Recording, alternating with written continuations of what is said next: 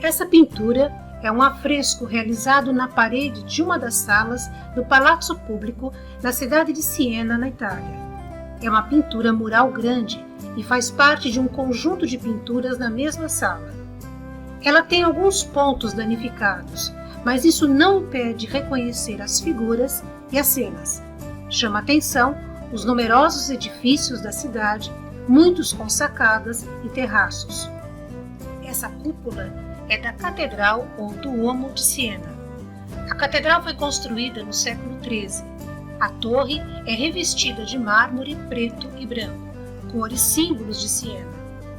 As duas construções ainda existem na cidade. A catedral foi construída em um terreno elevado e de qualquer ponto da cidade sua cúpula e torre podem ser vistas. A catedral não era somente um local de oração e fé, mas um símbolo para ostentar a riqueza e a prosperidade da cidade. Uma oficina aberta para a rua e uma loja com um balcão externo onde um cliente é atendido. A pintura está danificada e não podemos saber o que está sendo vendido ali. Uma mulher aguarda para ser atendida enquanto um homem, atrás dela, lança-lhe um olhar enviesado. Ele tem um livro aberto. Pode-se imaginar ser um livro de registro das vendas.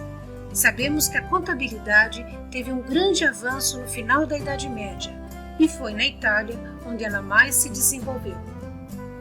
Mulheres dançam de mãos dadas com a canção cantada pela tocadora de pandeiro. A voz humana era o principal instrumento musical na Idade Média. Esse estilo de dança e música, chamada carola, foi muito comum entre a nobreza e a burguesia mercantil na Idade Média.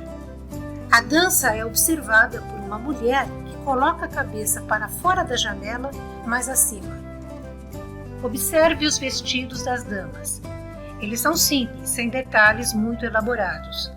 A riqueza está na qualidade do tecido.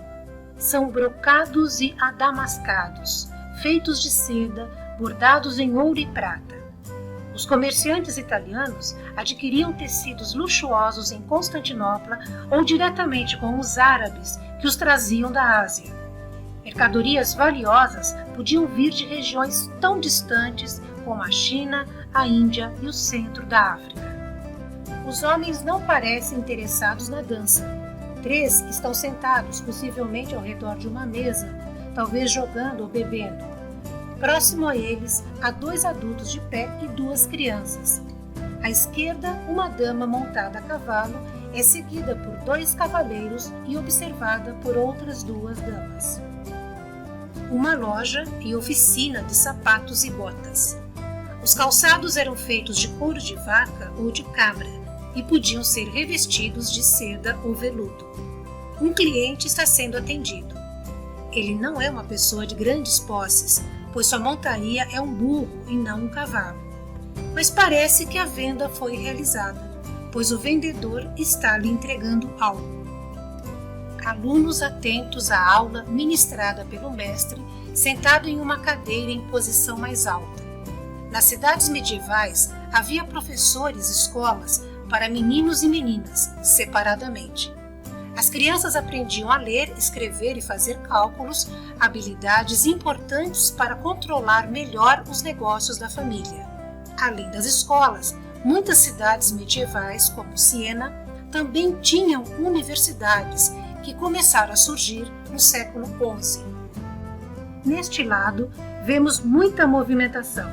Uma mulher leva um pato nos braços, outra uma cesta na cabeça, talvez com lã. Um homem conduz um pequeno rebanho de carneiros. Outro leva uma cesta com ovos, se dirigindo para a loja onde uma mulher parece acenar para ele. Mais ao fundo, burros transportam lenha e sacos de cereais. A cidade era também o local onde os servos dos feudos iam trocar sua produção excedente. Há outras lojas e oficinas, e podemos ver seus produtos expostos e os artesãos trabalhando. Por esse portão entravam as pessoas vindas do campo e também comerciantes, forasteiros, mensageiros, servos fugitivos. Os portões eram fechados à noite, garantindo a segurança dos moradores. Uma cinta de muralhas rodeava a cidade, que ainda possuía torres de vigilância. As famílias ricas construíam suas torres privativas, que serviam para se refugiarem em caso de ataque à cidade. Pedreiros estão trabalhando em uma construção. Vemos sobre os andaimes 2 pedreiros finalizando a parede e um terceiro recebendo os materiais trazidos pelos ajudantes. Nos séculos XIII e XIV, as cidades prosperaram e ficaram lotadas de novas construções coladas umas às outras. As ruas das cidades medievais eram estreitas e sinuosas. Observe que a largura da rua é suficiente para passar não mais que 2 cavalos lado a lado ou um único burro carregado de sacos de cereais. Não há calçadas e o chão é de terra batida. Também não existe iluminação pública e nem praças arborizadas.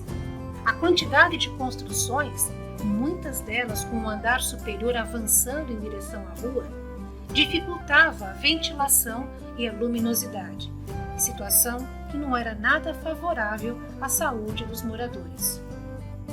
O título desse afresco é Alegoria do Bom Governo e seus efeitos na cidade. Alegoria é uma representação figurativa que transmite uma ou mais ideias além do sentido literal. Isso quer dizer que essa pintura não é um retrato fiel da cidade de Siena no século XIV, mas a imagem idealizada de uma cidade bem governada. O artista representou essa ideia mostrando Siena com um comércio próspero, produção artesanal dinâmica, crescimento urbano, limpeza, escola, grande circulação de pessoas e sem tumultos e até alegria e liberdade das mulheres dançando.